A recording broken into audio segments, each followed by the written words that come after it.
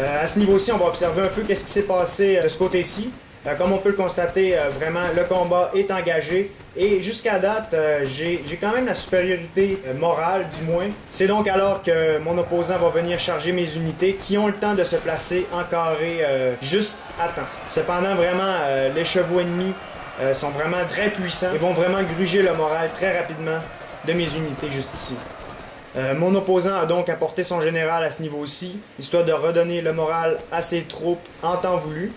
C'est donc que j'ai placé cette unité-ci en carré aussi pour venir appuyer ce carré qui est vraiment tout désorganisé à ce moment-ci.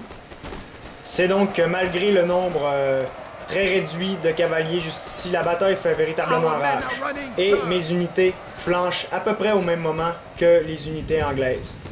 Je vais alors immédiatement défaire mon carré d'infanterie juste ici et je vais le replacer juste à ce niveau-ci, histoire de flanquer légèrement les unités de foot guard à ce niveau-ci. Pendant ce temps-là, mon corps situé au milieu continue sa progression vers l'avant et abat les unités dans la forêt. Ces derniers vont donc faire une brave résistance avant de flancher. C'est donc que du côté de l'aile droite ennemie, il demeure sur la défensive et il va attendre que je vienne le retrouver une fois que je vais abattre son aile gauche. C'est donc pour cette raison que je me garde une réserve à ce niveau-ci, notamment une troupe fraîche de dragons dans cette bâtisse. C'est donc à ce moment-ci que j'ai décidé de faire passer une unité de Légion polonaise pour venir flanquer ces unités à ce niveau-ci. Ils vont vraiment aider mes troupes. D'autant plus qu'il y a une unité de Légion polonaise, celle qui a flanché sous la pression des cavaliers, qui s'est reformée à ce niveau-ci. Je vais l'apporter un peu plus tard. La troupe que je viens juste de parler, que j'avais fait traverser pour venir appuyer mes troupes, s'était donc fait flanquer par une unité de Lightfoot. Cependant, bon, j'avais pas fait grand cas de ça, notamment dû au fait que mes unités vraiment arrivaient à grands pas en traversant la forêt. C'est donc que ceux-ci ont flanqué l'unité qui me flanquait et ça a fait en sorte de vraiment détruire son front à ce niveau-ci. C'est donc qu'il reste un petit îlot de résistance désespéré à ce niveau-ci.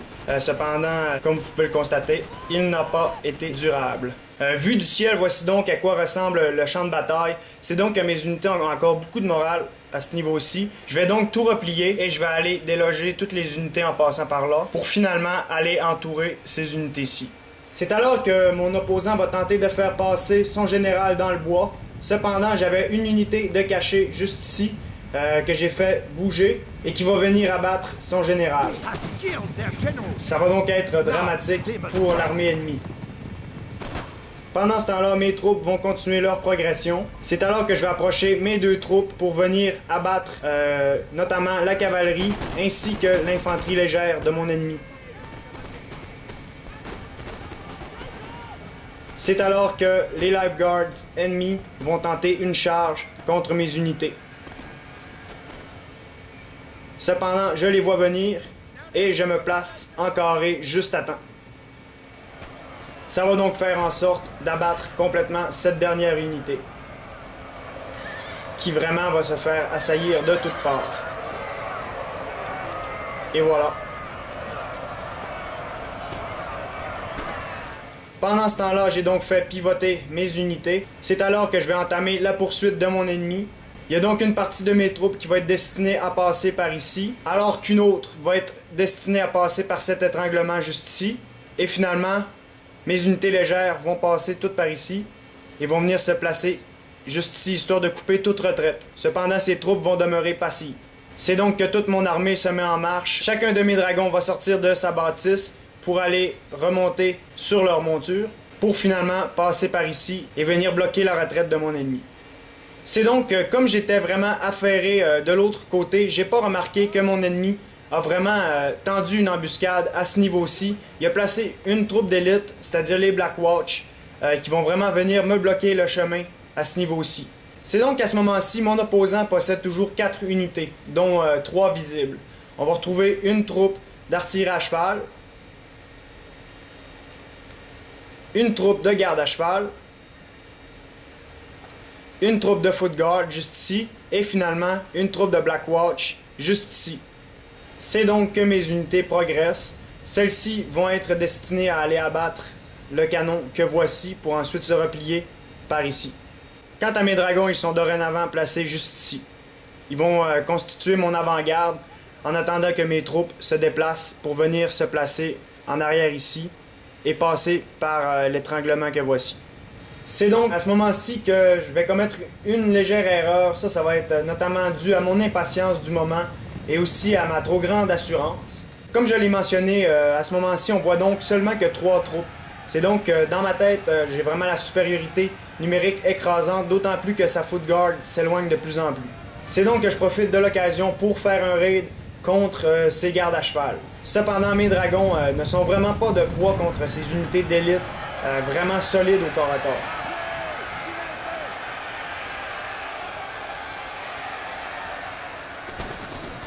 C'est donc que mon opposant va vraiment être appuyé par ses unités de foot guard, unités d'élite, juste ici, placées dans le bois. C'est donc alors que mes unités qui étaient juste ici, je les ai fait avancer et ils vont se rendre compte qu'il y avait vraiment une embuscade dans le bois. Les Black Watch se découvrent. C'est donc que son endroit est vraiment idéal, situé entre 2 petites collines. Ça fait penser un peu au Thermopyle comme relief, si on peut dire. En voyant que je perds le combat de la cavalerie, je vais donc envoyer mes chevaux contre ces canons, histoire de venir protéger mes unités d'infanterie. C'est donc que les unités du canon vont perdre confiance. Je vais ensuite sacrifier mes unités de dragons. Encore une fois, je vais leur ordonner de venir attaquer les gardes à cheval. C'est donc que mes dragons ne feront pas long feu de ce côté-ci. C'est donc alors qu'il va retourner ses gardes à cheval contre mes unités d'infanterie. Cependant, j'ai le temps de placer ces deux en carré. Cependant, il change son angle et vient attaquer cette unité-ci au dernier moment. Ce qui est vraiment un excellent mouvement de la part de mon opposant, puisque je n'ai pas le temps de me mettre en carré. De ce fait, mon unité va sombrer dans la déroute. Je vais donc demeurer en carré puisque cette menace est toujours tangible à ce niveau-ci. Lui, il va renvoyer ses chevaux de ce côté-ci pour finalement mourir juste avant qu'il puisse abattre mes hommes à ce niveau-ci. C'est donc que je vais défaire mes carrés et je vais venir me placer juste ici, en ligne, bien droite, pour venir abattre les foot guards juste ici. Pendant ce temps-là, j'ai apporté une autre unité de Young Guard qui viennent les flanquer. De ce côté-ci, ma légion polonaise se fait vraiment massacrer par les Black Watch juste ici, dissimulés dans le bois. De ce côté-ci aussi, les foot guards font vraiment une résistance héroïque contre mon armée. C'est donc pour cette raison que j'ai parlé des Thermopyles un peu plus tôt, où peu ont résisté à beaucoup. C'est-à-dire que vraiment, un endroit comme celui-ci, c'est vraiment idéal pour une résistance, puisque je peux pas déployer ma force, c'est-à-dire le nombre, contre ces unités qui sont d'élite. C'est donc ça va donner vie à un très long échange. Pendant ce temps-là, je vais apporter mes unités de Voltigeur pour venir m'appuyer. Pendant ce temps-là, ma légion polonaise tient toujours, mais vraiment qu'à un cheveu. C'est à ce moment-ci qu'elle va perdre confiance. C'est donc que du côté de la Black Watch, la seule chose qui va venir l'harceler, c'est vraiment les 13 voltigeurs placés juste ici. C'est ainsi que la clé va vraiment se trouver de ce côté-ci, où j'ai vraiment une supériorité numérique face à mon opposant. Et c'est donc alors que je mentionne ceci que mon opposant va sombrer dans la déroute et va se sauver de ce côté-ci. Alors la Black Watch va être seule. C'est donc à ce moment-ci, comme il est entouré, qu'il va se placer en carré pour venir parer mes attaques. Cependant, de mon côté, j'ordonne une charge à la baïonnette, ce qui va vraiment faire en sorte de dérouter mes ennemis. J'ai donc déployé 1323 unités et mon opposant 1299, donc sensiblement le même nombre, en fait 24 de différence. J'ai abattu 859 ennemis et mon opposant 658. C'est donc que, comme on a pu le constater, aujourd'hui j'ai vraiment utilisé mes dragons à leur plein potentiel, c'est-à-dire que j'ai utilisé leur avantage de la vitesse. J'ai ordonné initialement à ces unités de venir occuper les bâtiments. C'était des bâtiments qui étaient vraiment très près de l'armée ennemie, et c'est un geste qui a été très téméraire. Cependant, ça a vraiment payé. J'ai donc créé une ligne défensive très bien appuyée à l'aide de ces unités, et ensuite j'ai fait venir mon armée juste derrière, qui à son tour est venue vraiment colmater les brèches qui restaient entre les bâtiments. Ça a fait en sorte de créer un front très solide. Moi, j'ai profité de cette occasion-là, notamment dû au fait que j'ai vu qu'il y avait un côté chambranlant de mon ennemi pour envoyer ma cavalerie d'élite, c'est-à-dire mes cuirassiers, pour vraiment faire éclater son front. Ensuite, j'ai envoyé mes unités d'infanterie de ligne pour vraiment pérenniser mon action et aussi pour occuper le territoire.